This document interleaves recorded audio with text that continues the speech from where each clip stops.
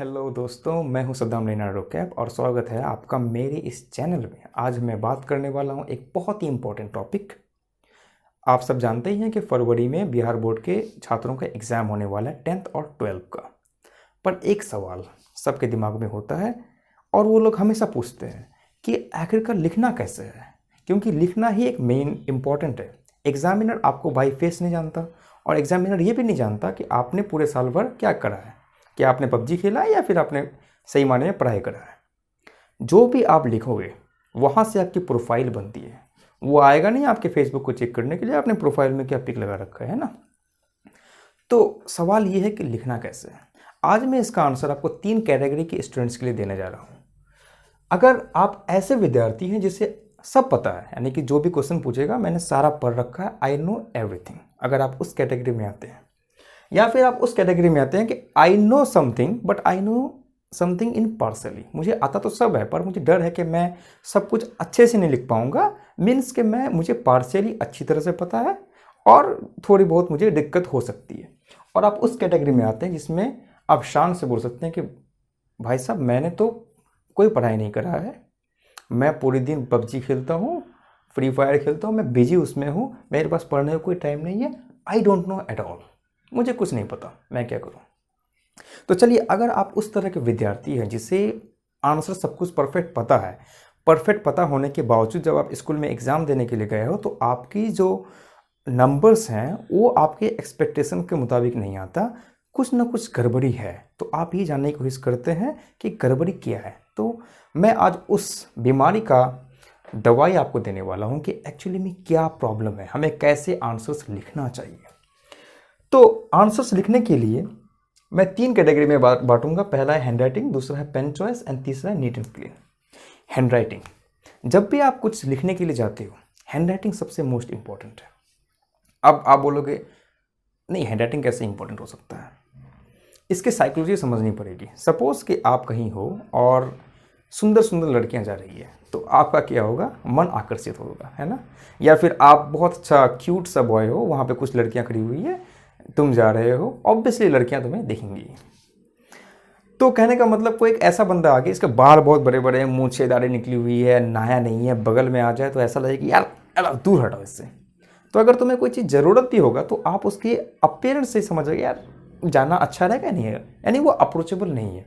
मान लो कि वो कुछ ना कुछ बहुत बड़ा 30 मार्क का क्यों ना हो, है ना, कि वो भाई बहुत इंटेलिजेंट है, बहुत जीनियस आदमी है, पर आप देख के क्या लग सकता है, आप उसे अप्रोच करोगे? नहीं, आप उसे अप्रोच करने नहीं जाओगे। मीन्स कि आपकी सुंदरता, सौंदर्य आपको अप्रोचेबल बनाती है, आपको ऐसा इंसान बनाती है जिसमें ऐसा लगता है कि नहीं यार इसे हम अप्रोच कर सकते हैं। तो हैंड राइटिंग भी वही चीज़ है। जब एग्जामिनर के पास आपकी कॉपी जाती है और आपने अच्छे से लिखा हुआ है चीज़ों को, तो उसका चाहे जितना मन करे, उसका मन तो ये करेगा ना कि मुझे नहीं पढ़ना, वो आपको आकर्षित कर लेगा पढ़ने की तरफ। और उससे एक साइकोलॉजिकल ये बनता है, मनोवैज्ञानिक चीज़ें उत्पन्न होती है दिमाग में, जाने या अनजाने में ही उत्पन्न होती है, ऐसा नहीं कोई जान के करता है। 10 नंबर का अगर वो आंसर है तो अपने दिमाग में बिना आंसर पढ़े ये तय कर लेता है कि ये बंदा 7 के लायक जरूर है। और जब आपने थोड़ी अच्छी लिख दी है तो आपको पक्का 9 और 9.5 तो मिल ही जाने हैं, ऐसा नहीं है। और बहुत सारे केस में ऐसा भी हो सकता है कि आपको 10 आउट ऑफ 10 भी मिल जाए। तो ये इंपॉर्टेंस रखता है आपकी हैंड राइटिंग। अब बात है पेन चॉइस। तो हैंड राइटिंग को और अच्छा क्या निखारता है, पेन की चॉइस। मीन्स कि आपको यूज़ करना है बोर्ड के एग्जाम में 4 तरह के पेन। 2 आपको बॉल पेन यूज़ करनी है, 2 बॉल पेन, और दूसरी है 2 जेल पेन। और इन दोनों के जो कलर होंगी आपको वैरायटी यूज़ करनी है, ब्लैक एंड ब्लू। रेड तो आप यूज़ कर नहीं सकते हैं। तो कुल मिला के 4 पेन हो गई, 2 ब्लैक चाहिए आपको, 2 ब्लू चाहिए। कॉम्बिनेशन क्या होनी चाहिए उसकी, जेल और बॉल पेन। अगर आप एक ही तरह से पेन लिखते हो ना तो वो थोड़ा सा क्या होता है कि आप बड़े पेज को जब लिखोगे उसमें चीज़ें मतलब एक क्लटर टाइप की लगेंगी, मज़ा नहीं आएगा। तो थोड़ा सा उसे अट्रैक्टिव बनाएं, तो आपकी जो डॉक्यूमेंट होगी जो देखने में लगेगी यार मतलब कि बहुत अच्छा प्यारा लग रहा है, जो किसी को भी आकर्षित कर लेगा कि पढ़ने की तरफ यार पढ़ना चाहिए थोड़ा सा, बच्चे ने अच्छा मेहनत किया है। मीन्स आपने चाहे जितना भी मेहनत, आपने ट्रिक का यूज़ किया पर लगता है कि बच्चे ने मेहनत किया है, इसे कुछ देना चाहिए, है ना। तो वो चीज़ें उस सब चीज़ों में आ जाती है। तो एक एज एज ए टीचर जो चीज़ें अच्छी लगती है आप बिल्कुल ही आपका जो आकर्षण है, आपकी जो फिसलन है, फिसल ही जाता है पेन से, है ना। आपको वही काम करना है। सेकेंड चीज़ आती है कि जब आपने चॉइस कर लिया तो आपको लिखना क्या है। सपोज से कोई भी क्वेश्चन पूछा गया है जिसमें डायग्राम का यूज़ करना है आपको, या फिर कुछ आपको पॉइंट्स है जो इम्पोर्टेंट है, तो आपको क्या करना है, जो इम्पोर्टेंट पॉइंट्स है उन्हें हाईलाइट करना है। और दूसरी चीज़, अगर डायग्राम है तो उसको अच्छी तरह से बनाएं। मान लें कि आप लेंस का कोई क्वेश्चन पूछ लिया और आपने सिर्फ लेंस को बना दिया कि लेंस ये होता है, लेकिन डायग्राम नहीं बनाया, तो एग्जामिनर को लगता है कि शायद ये रटा रटाया हुआ होगा। तो आप उसे डायग्राम बनाएं। और डायग्राम भी ऐसा नहीं कि बस पेन से पकड़ा और बस बना दिया कट कट ना। आपको करना क्या है कि आपको पेंसिल यूज़ करना है और अच्छे से उस डायग्राम को बनाना है। इवन इफ उस डायग्राम को नेमिंग भी करना है, ये बताना है। वहाँ पूछा नहीं गया है पर आपको लिखना है। मीन्स आपकी प्रेजेंटेशन का तरीका अच्छा होना चाहिए। और वहाँ से ही आप मन जीत जाते हो एग्जामिनर का कि नहीं, आपके वो 4 क्वेश्चन पढ़ेगा लेकिन आपको 100% मार्क्स देगा। ये चीज़ें होती है। तो ये होती है साइकोलॉजी ऑफ एग्जामिनर। तो मेक प्रॉपर डायग्राम्स, आपको डायग्राम अच्छी बनानी है। और दूसरी चीज़, आपको पॉइंट्स को हाईलाइट करना है कि हाईलाइटेड पॉइंट्स, मानो हिस्ट्री का एग्जाम देना है तो कुछ 1945 में ये हुआ था, 1932 में ये ऐसा हुआ था, तो उन सब चीज़ों को आपको हाईलाइट करते हुए जाना है। और जब आप एक आंसर को लिखो तो उसमें कॉम्बिनेशन ऑफ पेन यूज़ करो। तो जो भी आप चीज़ें लिखते हो, तीसरा पॉइंट आता है नीट एंड क्लीन। मीन्स ऐसा होता है ना, कभी कभी कुछ लोग लिखते हैं बस यहाँ लिखा, फिर एक यहाँ लिखा, फिर यहाँ लिखा, फिर यहाँ लिखा।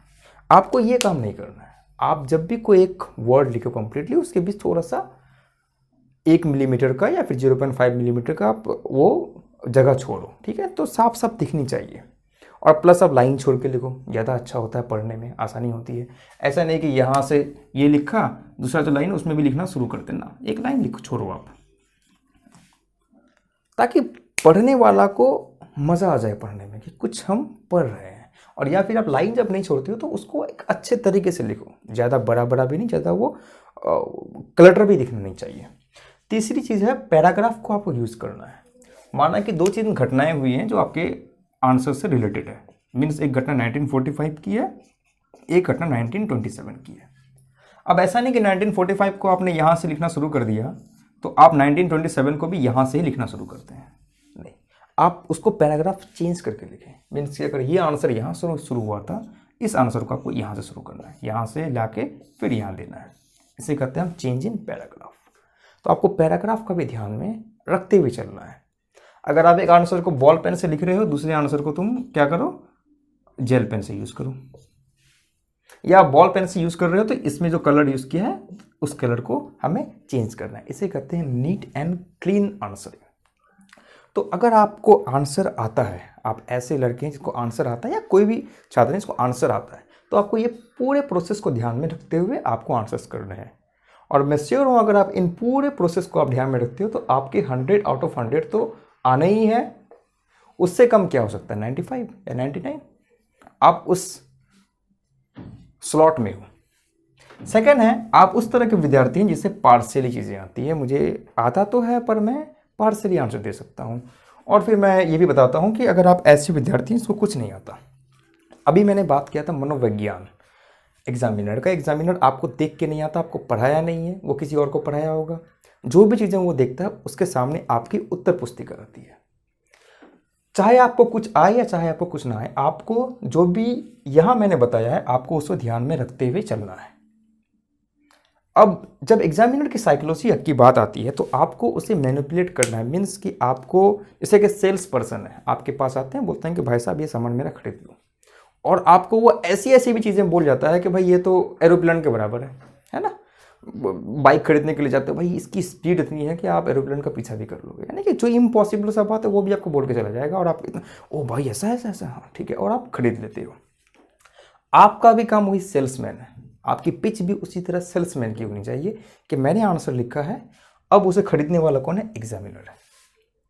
अगर आपने कोई आंसर लिखा और आपको ज़्यादा पता नहीं है तो आप जो पहली 2 लाइन है, 3 लाइन है, उसे थोड़ा कैची बनाओ, उसे थोड़ा सा अच्छे से एक्सप्लेन करो। जो आंसर 2 लाइन में हो सकती है, 2 सेंटेंस में हो सकती है, उसे आप 4 सेंटेंस बनाओ, थोड़ी बहुत एक्सप्लेनेशन करो उसका, ठीक है। अगर डायग्राम की ज़रूरत है उसमें आप डायग्राम बनाओ। तो उसके लिए आपको पढ़ना क्या है, उसके लिए आपको बुक्स पढ़ना पड़ता है। बुक्स आप पढ़ो, उसमें चीज़ों को देखो, छोटे छोटे चीज़ों को पॉइंट आउट कर लो कि ये चीज़ें इन सब में है। और उसके बाद जब आप उसे आंसर लिखने के लिए जाओ तो आपको याद नहीं करना है, आपको उसको विस्तार से लिखना है, एलाबोरेट करना है। लेंस के बारे में आपको ये बताना है कि इसमें ये कर्वेचर होता है, ये ऑप्टिकल सेंटर होता है ना। आपने लेंस का डेफिनेशन नहीं दिया, पर आप लेंस के बारे में सब कुछ व्याख्या कर रहे हो लेंस से बना के। आप बता सकते हो कि यहाँ पे उसकी फोकस है, यहाँ पे इसकी त्रिज्या है, वक्रता त्रिज्या है। इस तरह से आप चीज़ों को आंसर दे सकते हैं। और ये जो सेम चीज़ें हैं वो जो नहीं जानते हैं, आपने पबजी खेला कोई बात नहीं, अब आप किताब निकाल लें और थोड़ा पढ़ लें, जो मेन पॉइंट्स हैं उनको अच्छे से पता कर लें कि ये पॉइंट्स है। और ऐसा नहीं कि आप उसको बस उसी को लिख दें कि ये पॉइंट मैंने लिख दिया, छोटा छोटा आंसर ना, आप थोड़ा उसको एलाबोरेट करें, लगना चाहिए कि आप उसे जानते हो।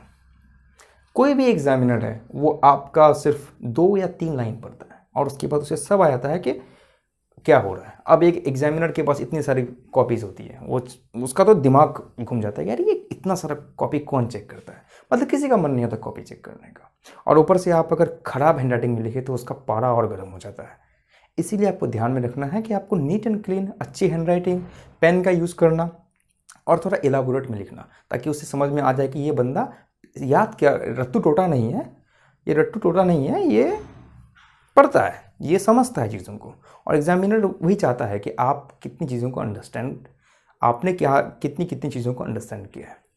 तो गाइज़ ये बहुत इंपॉर्टेंट पॉइंट है। और आपको अगर अच्छा लगे और इसमें अगर कुछ खामियां हैं तो आप मुझे मैसेज कर सकते हैं, कमेंट कर सकते हैं। आपको पसंद आए तो मेरे इस वीडियो को अपने फ्रेंड्स तक ज़रूर शेयर करें और मेरे चैनल को ज़रूर सब्सक्राइब करें। This is Saddam Leonardo cap signing out. मिलते हैं नेक्स्ट वीडियो में और कुछ एक्साइटिंग सा बात।